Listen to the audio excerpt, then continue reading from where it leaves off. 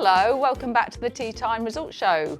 We're going to bring you a full roundup of the society and club competitions from the last 2 weeks. Listen out for the winners, the occasional special mention, and if you're interested a bit later in the show, we'll let you know how you can get involved. Okay, so we're going to kick off with Las Gaviotas, who played on Tuesday, the 12th of August. They played a team game. The winners in first place, Mary Armitage, Mags Ray and Irene Langley. And in second place, Vron Porter, Sue Brew and Hayley Barker. They were quickly followed by Sprightly Golf Society, who also played a team game which was a Texas Scramble. The team in first place with 59.6 net, Ray Lyons, Brian Arnold, Martin Wilkins and Pete Constable. Second place with 61.5, Hebby, Colin Reid, Les Skipsey and a Ghost Player. And in third place with 62.2, Dave Spooner, Dave Mitchell, Martin Geary and Camille Vertonghen. Nearest the pins on hole 3, Mick Drummond. On hole 5, Martin Wilkins. Hole 11, Martin Geary. Hole 13, Camille Vertonghen. And hole 8 into Martin Geary. Okay, so Wednesday Golf Association played on the 13th of August and they played stroke play. Again, another team game. In first place with 54 net, excellent score, Steve Gill, Luke Sharp and Keith Halliwell. In second place, 57 net, Eugene Toy, Simon Rowbottom and Terry Colvin. And also on 57 points, but sadly losing on countback, Kieran McGibney, Jim Chapman and Bob Lawrenson. So Thursday Friendly Golf Society played on the 14th of August and they played a yellow ball with 2 to score. In first place, Dave Spooner, Camille Vertonghen and Dave Bennett with 119. Second place, Martin Geary, Bob Evans and Keith Humphrey with 114. And in third place with 113 points, Gordon Nielsen, Dave Mitchell and Les Skipsey. Nearest the pin, just on hole 3 and hole 11. On hole 3 we had Dave Spooner and hole 11, Bob Evans. Oh, and hole 13, Spencer Truman. Okay, so a new society who's getting involved in the results show, the Friday Friendly Golf Society, which is run by Irene Langley. They tee off at 10 o'clock every Friday morning, so if you'd like to get involved, please get in touch with Irene. Okay, so on the 15th of August, they played a team game, and the winners were Vron Porter, Pam Andrew, Trev Andrew, and Jean Smith, who was the drawn card. Okay, small group, so they were the only winning team on this occasion. Saturday, Clubhouse Golf Society played a World Handicap qualifier.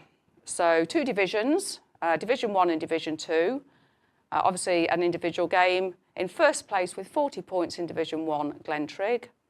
Second place with 39 points, Ian Pragnell. And in third place with 38 points, Brad Trigg. In Division 2, 36 points, Dave Spooner. Second place with 35 points, Jimmy Butt. And in third place with 34 points, Gordon Nielsen. The nearest the pins on hole 3, Glenn Trigg, hole 11 and hole 13, Martin Geary, and hole 8 into Glenn Trigg. And they were followed by Cat Spa, who played a blind pairs game. In first place, the team with the joint best score, John Leyland and Kieran McGibney with 76 points. Second place, Luke Sharp and Keith Halliwell with 70 points. And in third place with 66 points, Jim Chapman and Dave Griffiths. Hole 5, nearest the pin, was Dave Noakes, and hole 13, John Leyland. And there were 2 twos winners on the day, John Leyland and Steve Cronk. So Sunday, the 17th of August, the Black Bull Golf Society. They only had a few players involved, so they didn't actually play a game. They just had a little practice game followed by a few beers, which I'm sure was much more fun than actually playing golf. They were followed by Sunshine Golf Society, who played a reverse waltz 3-2-1. The team in first place, Ray Lyons, Vron Porter, Neil Smith and Jack Hopper with 92 points. In second place, Rob Greatley, Ian Butters, Mary Armitage and Luke Sharp with 88 points. Nearest the pin on hole 3, Ray Lyons, hole 5, Ian Butters, hole 11, Neil Smith, hole 13, Hayley Barker, and hole 8 into Ian Butters. There were 3 twos winners, Ray Lyons on hole 3, Rob Greatley on hole 13 and Hayley Barker on hole 13. Okay, so Tuesday the 19th of August, Las Gaviotas, as there was an August monthly competition, there was no game for them. And similarly for Sprightly Golf Society, because we had our monthly competition. The results of that will follow shortly. So Wednesday Golf Association, they played a stroke index waltz. In first place, Dave Hackett, Bob Lawrenson, Ian Butters and John Keane with 117. Second place, Dave Noakes, Sean, Simon Rowbottom and Terry Colvin with 113. And in third place, John Leyland, Ian Stevenson, P. Carter and Keith Halliwell with 110 points. There were just 2 twos, both by Dave Noakes. Well done, Dave. A couple of points to note. Dave Noakes achieved 43 points individually. Fantastic. Well done, Dave. John Leyland, 41 points. Excellent score. And 3 people with 39 individual points. Dave Hackett, Bob Lawrenson and Ian Butters. Well done, all of you. Okay, Thursday Friendly Golf Society played a Texas Scramble. In first place with 57.1 net, Glenn Trigg, Harry Pearson, Phil Halton and a ghost player. In second place with 58.1, Jim Hall, Ray Lyons, Ken Halley and Gary Greenfield. And third place with 60.6, Camille Vertonghen, Les Skipsey, Dave Mitchell and Spencer Truman. Nearest the pin on hole 3, Jim Hall, hole 5, Gary Greenfield, hole 11, Phil Halton and hole 13, Pete Constable. Okay, so Friday Friendly Golf Society played a stroke index waltz. First place with 40 points, Irene Langley, Ron Porter and Mary Armitage.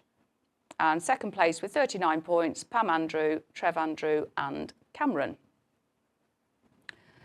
Saturday, the 23rd of August, the Clubhouse Golf Society played a joker with a ghost, all 3 balls. In first place, Glenn Trigg, Brad Trigg, Jerome Dooley and a ghost player with 187 points. And in second place, Alistair Ray, Glenn Elliott, Chris Bye and Ian Pragnell with 183 points. Nearest the pin on hole 3, Martin Geary. On hole 5, Brad Trigg. Hole 11, Hebby. Hole 13, Alistair Ray. And hole 9 in 2, Jerome Dooley. Saturday the 23rd, Cats Bar played a Pinehurst 2 to score with 2 drives each. Some new players involved in Cats Bar on this particular Saturday, and the team in first place, well done to Adam Main, Dinger, Luke Sharp and Simon Rowbottom with 99 points. Second place, Kieran McGibney, Dave Griffiths, Marius Bruiser and John Leyland with 98 points. 1 point behind them with 97 points, Dave Hackett, Baz Elmore, Lee Friott and Keith Halliwell. Nearest the pin on hole 5, Dave Hackett, and on hole 13, Dinger. And well done to the 2 twos winners, Dave Hackett and Simon Rowbottom. Okay, Sunday the 24th of August, Black Bull Golf Society played an individual Stableford competition. In first place with 35 points was John Keane, second place with 29 points Ian Stevenson, and in third place Don Senior with 28 points. They were followed by Sunshine Golf Society, who played a 3-ball multiplier.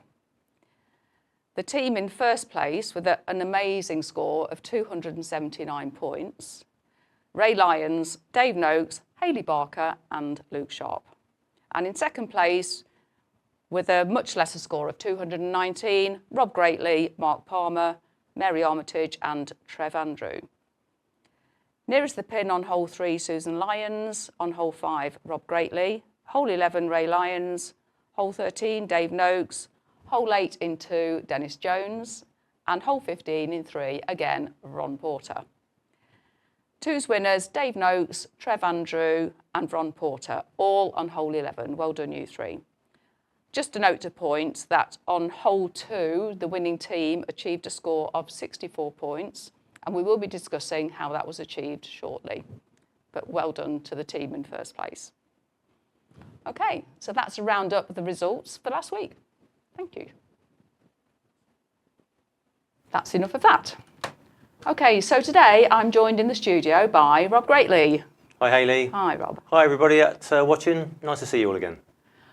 Okay, so today I thought we would chat about formats because when we do the results show, I know I talk a lot about what format people have played, what game they've played. Okay. Most people know what the games are, but I just thought it'd be interesting to actually go into a little bit more detail about what the format actually entails, because there are some strange ones out there. Okay, so we're just going to run through them. Okay. I'm going to throw them at you, and you're going to give me an explanation as to your understanding. Yeah, thanks very much. I might have a different understanding, but we'll deal with that as we come across it. Yeah. Okay. Right. So first one, we're going to start with a very simple individual Stableford. Okay. So let's have just a basic explanation of how that works. Okay, Stableford. So we talk in terms of net score. Okay. So for a net par, you get 2 points. For a net bogey, you get 1 point. For a net birdie, you get 3 points, net eagle, 4 points, so on and so on. Obviously, on each hole, you use your handicap, however many shots you get on that hole, to decide your net score. Yep. And obviously, the person with the highest Stableford score at the end is declared the winner. Yeah, which is quite straightforward. I'm sure everybody understands that. It's probably the most common format that everybody plays. We play it, week in, week out. And for all the competitions, we always play Stableford. Yep. Yeah. Okay. All right, let's move on to one that I don't play very often. I have played it. It's quite challenging. It's quite interesting. That's the medal competition. I used to play it a lot in the UK. Yeah, but it's not played so much out here. It doesn't seem to be that popular. I've only played it half a dozen times, I think. Yeah, give us a rundown of medal. Okay, so basically medal is you play every hole until you finish. So however many shots you take on each hole, you put the score down, and at the end of the round, you add up your total number of shots that you've taken, take off your handicap, and that's your score. And that's your net score. That's your net score, Yeah, so, but when you're doing Stableford, that score is actually kind of taken into account as well, isn't it? Because when you look at your app, it does give you your gross number of shots, doesn't it? And your takes off your handicap, so it gives you the net score. So it's kind of giving you a medal score as well, isn't it? Well, it does, but it's a little bit different because when your score is sent to the federation, they limit you to double bogey. Because for a double bogey, you score 0. So if it's more than double bogey, it doesn't count. It will be counted only as a double but in reality, in a proper medal competition, you count every shot. Okay. So if you're there and you're still trying to get that ball over the water on 15 shots, I've seen that. Sadly, I've seen that. One competition I was playing in the UK, the guy I was playing with, he scored a 22 on one hole. Wow. Yeah. It's quite soul destroying. He carried on playing. Did he? Well, you have to, don't you? You have to keep going. I'd have gone on my way home. I would have gone to the 19th hole. Yeah, but no, it is challenging. It is challenging, but it's the purest form of the game. So yeah. Okay, yeah. I don't see it often played, but yeah, I think it certainly focuses the mind. Yeah, I think for lower handicap players, they're the ones who like to play that format. Yeah. Okay, another quite popular game is Pairs Better Ball.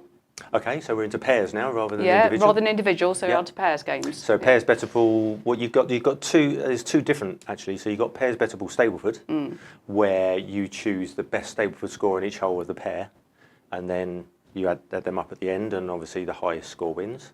But you've also got Pairs Match Play, where you're playing like stroke play really. Yeah. Using your handicap, and obviously you're trying to better the score from the pair that you're playing against. So it's exactly the same as normal Stableford or normal medal, but it's just the best score in your pair. Yeah, exactly. Yeah, which is quite straightforward. Absolutely, I think so. Okay. Okay, so they're the kind of straightforward ones. Right. Let's move on to some of the more sort of fun team format games. Yeah, that's the deciding word actually, fun, because that's what they're meant to be. They are fun games. Yeah. Probably one of the most common ones is probably Pinehurst. Pinehurst, okay. Yeah, that's quite regularly used within a lot of the societies on camposol. Yeah. So just give us an explanation of Pinehurst. Okay, Pinehurst, everybody drives. Yeah. You then choose the best drive. Choose the best drive, and then everybody plays their second shot from that point.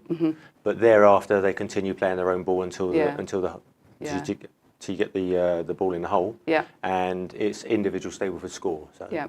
So it's normal Stableford, but you just everybody takes one drive. You can choose whoever drive you take, but people have to get a minimum number of drives in. Yeah. Normally in Pinehurst, normally 3, but sometimes 4. Yeah. But you can choose if you only want to do 2. Fine. Yeah.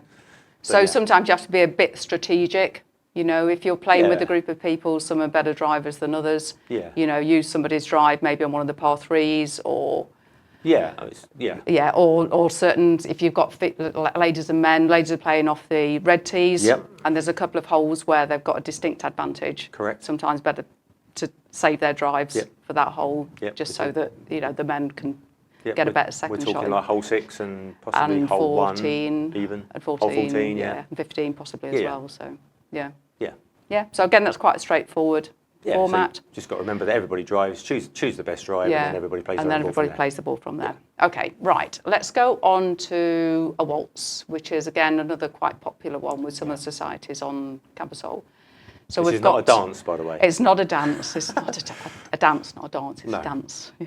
Oh, is that right? Right. So we have a waltz 1, 2, 3, Right, and we have a reverse waltz 3, 2, 1. correct. Right. Let's just explain the difference about the two. Okay, so waltz 1, 2, 3. Starting from hole 1, 1 to score. Hole 2, 2 to score. Hole 3, 3 to score. Hole 4, back to 1 to score, 2 to score, Yeah. 3 to score, right the way through to hole So 18. just all the way round, hole 1, your 4 ball or 3 ball, whoever it is, just one person to score. Yep. So just the best score goes on the card. Yep. On hole 2, Best 2 scores. the best 2 scores. On hole 3, the best 3 Best three scores, scores. and then back to 1 again. Yep, And then reverse waltz is exactly Yep. the same, but the other the way opposite round. round. Yeah. yep.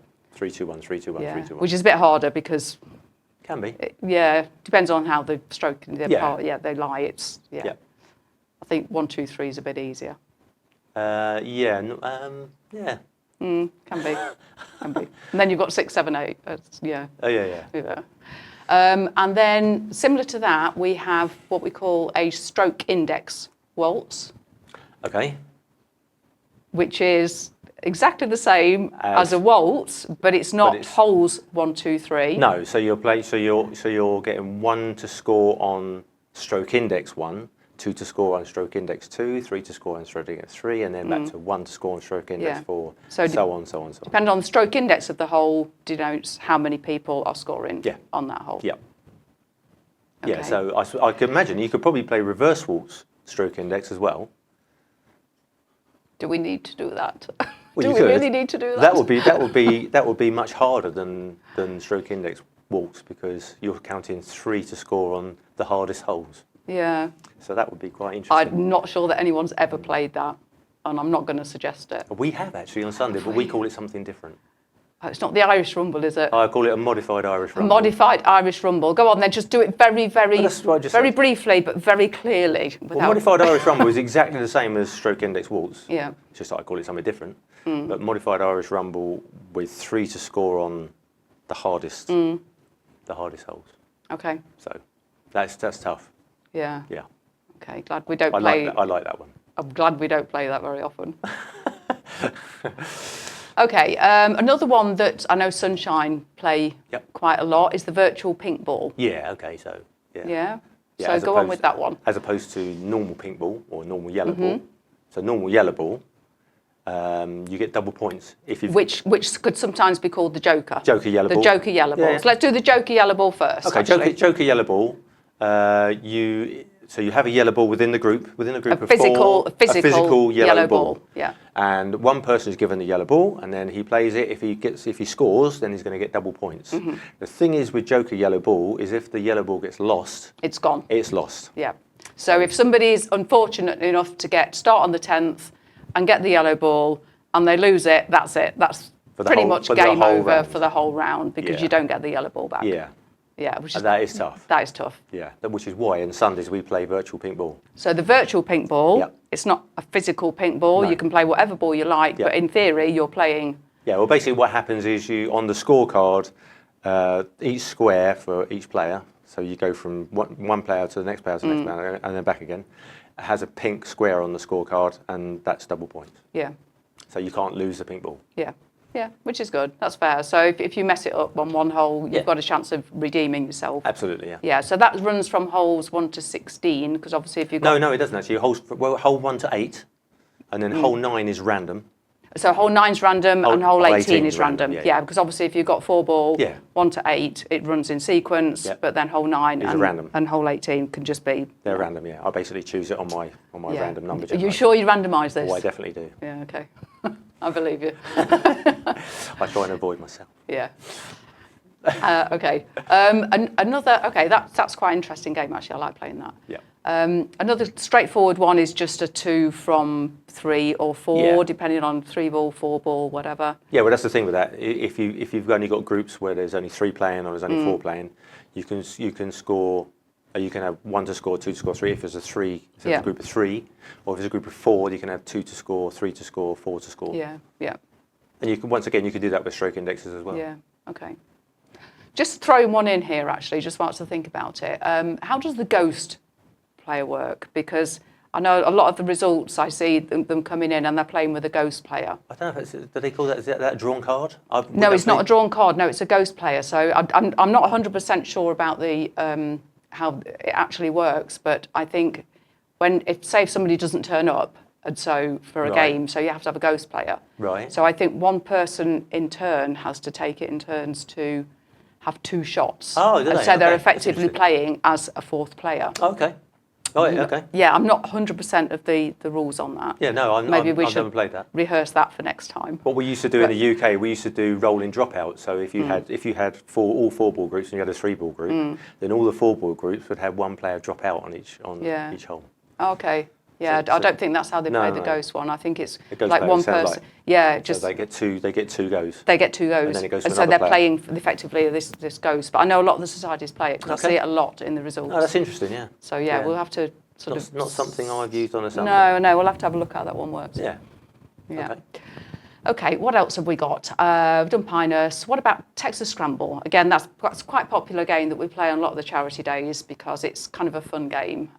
It's not too much pressure on people. So just run through how Yeah, well, Texas it's works. first of all, it's an ideal format to use for charity days because all 4 players are involved. Yeah, So basically, everybody drives off. Everybody doesn't have to drive off because it depends on whether you've already had your drives or not. yeah. You need a minimum number of drives. So Yeah, we usually do 3 drives. Don't 3 we, drives, for a charity day. Yeah. You're quite generous, actually. I know I am.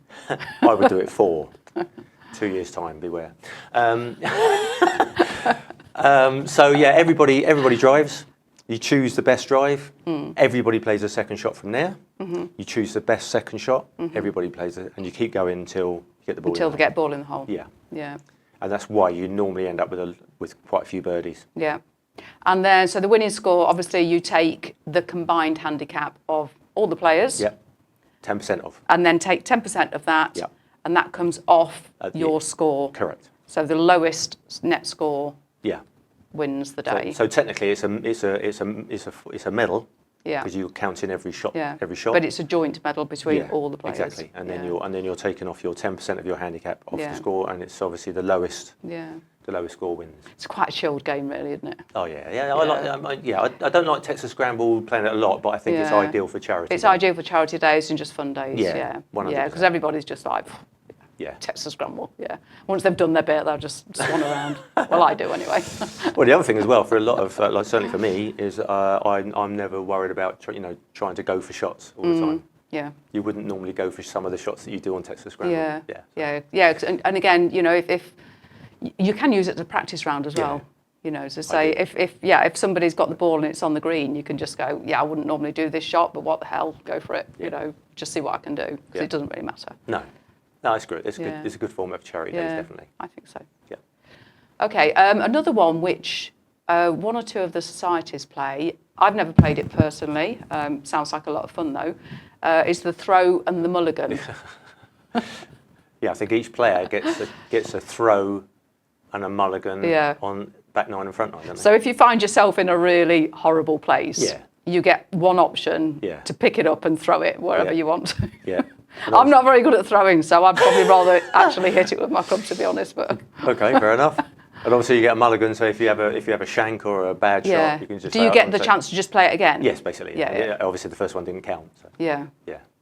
Okay. Is that just one throw and one mulligan on the front 9 and on the back 9, or throughout the game? No, I think a lot of them do one mulligan and a throw on each 9. On each 9, yeah. Yes. Okay. Yeah, I think that's what they do. Yeah. Yeah. Okay. Might have to play that one.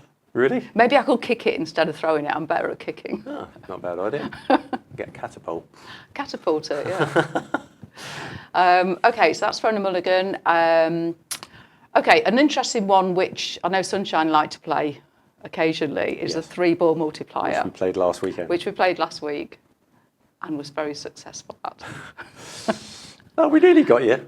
You were nowhere near. Well, no, you had a 64 pointer on Monday. We had a 64 pointer. I did mention fantastic. this in the results show, actually.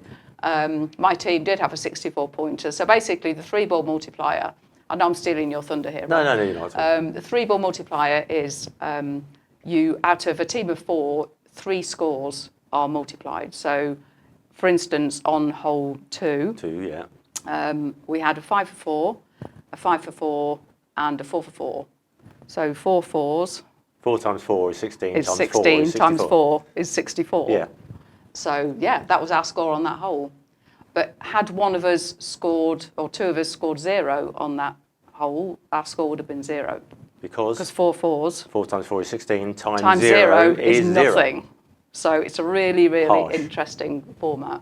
We nearly beat you on hole 12. Yeah. Because I had an eagle on hole 12, by the way, which was for 5 points. Trev Andrew had a 5 for 4. He had a 5 for 4, so 4, 5 to 20. And Mary Armitage had a putt for 4 for 4, which would have given us 80, but Mary missed the putt. Oh, how sad. Never mind. So that would have been the highest score that I've known since I played that, 80 points. I've seen 64 before, but I've never seen 80. That would have been very interesting. It is a great format, I like it. Yeah, it's good fun. Yeah. Yeah, and it's also, it's good fun when you're scoring well. When you're getting double zeros and you're scoring 0, it's like, oh God. No, exactly. I mean, for instance, hole 10, I think we scored 1 point. You know, somebody got like 4 points and then a 3-pointer and then a 1-pointer or whatever it was. But we scored 1 point. So it was just. And your team scored 279. 279 points, that is impressive. And I won a $5. I didn't spend it all at the bar. And a lot of kudos. But yeah, that was good. There's another game which the ladies play occasionally. Yeah, I haven't heard about this before, so it's interesting. Called Sixers. Okay, so usually it's done with a 3-ball. Oh, it's always done with a 3-ball. And there is 6 points available per hole. And then, so say for instance, on the first hole, I score 3 points. Right. And the 2 people that I'm playing with score 2 points each. Right. I would take 4 points out of the 6. Okay. And they would share the other 2 points available. So they'd get a point each. Yeah. Okay.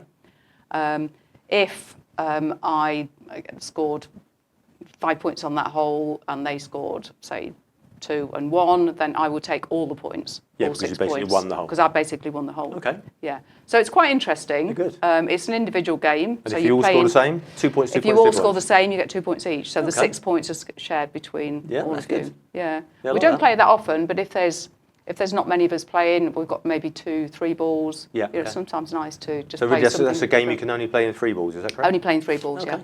Yeah. Very interesting. Yeah, but I don't know anybody else that's played it, and No, you know, we've it's never quite played funny that because we before. always get a bit confused about the rules, and every time we stop, we just go, "Oh, how does it work again?" You know, but as long as we agree how it's going to be apportioned, then you know that's fine for everybody. So.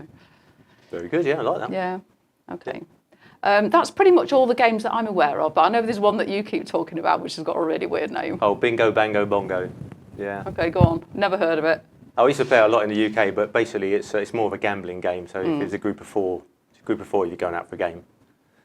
Then you play bingo, bango, bongo, and you get the first person on the green gets a point. Then once everybody's on the green, the nearest to the pin gets a point. Yeah. And then the person who holds the ball first gets a point. Okay. So potentially you could get 3 points on the hole. Yeah. That sounds fun. Yeah. Have you ever played it here? No, I've never played it here. No. We used to use pound. We used to play for pound coins. So we used to have a bunch of pound coins, and then you know you put after each hole you divvy out the pound coins, and then you go to the next hole. Oh, so you don't play till the end then? You just divvy it up as you go round? Yeah, you keep going, yeah, because you can. Oh, so it's like you it is like a could game end up with 18 times 3. Yeah. 54 euros. Oh, I like that. I never won 54 quid, but No, it's a good game. Oh, I like that format. Does it have to be called Bingo, Bango, Bongo, though? Can't we just call it something like a little bit more sensible? Call it what you like, but it's called Bingo Bango Bongo. So. Okay, BBB. I'll think of a more sensible name for it. Yeah, I like that. Yeah, it's that good sounds fun. Yeah. Yeah. Okay, I think we've probably covered most of the formats. Yeah. There might be one or two others which people play out there. Well, which pure Irish Rumble, a little bit different. Pure Irish Rumble. Pure Irish. Go on. Irish Rumble. So holes 1 to 6, you have 1 to score. Yeah. Holes 7 to 12, you have 2 to score.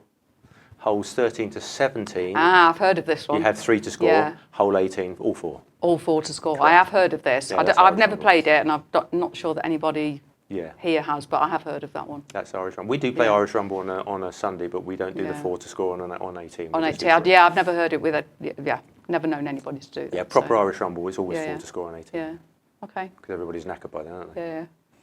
We're always knackered after 18 holes anyway. I'm normally after 9, but there we Yeah. are. All right, that was good. I enjoyed that. Yeah, good. I mean, Yeah. the formats with the societies is great. Yeah. But people often say to me, "Oh, can't we do different formats on when we play competition?" My thought is, well, we all do that when we play societies. Really, Yeah. a monthly competition is like the pure game, isn't it? Yeah, That's- yeah. that's and the obviously one- you want to get your cards in. That's the for one when you handicap should and stuff aspire like to that yeah. one. So that's Yeah. why we do. That's why we try and keep it on monthly competitions as it is. Yeah.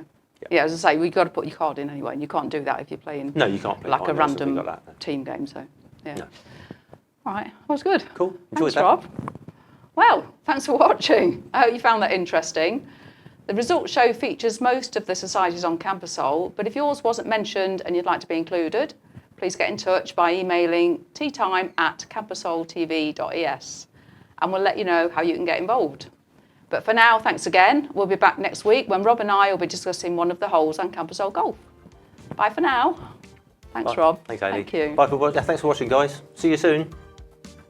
Bye. Bye. Bye for now.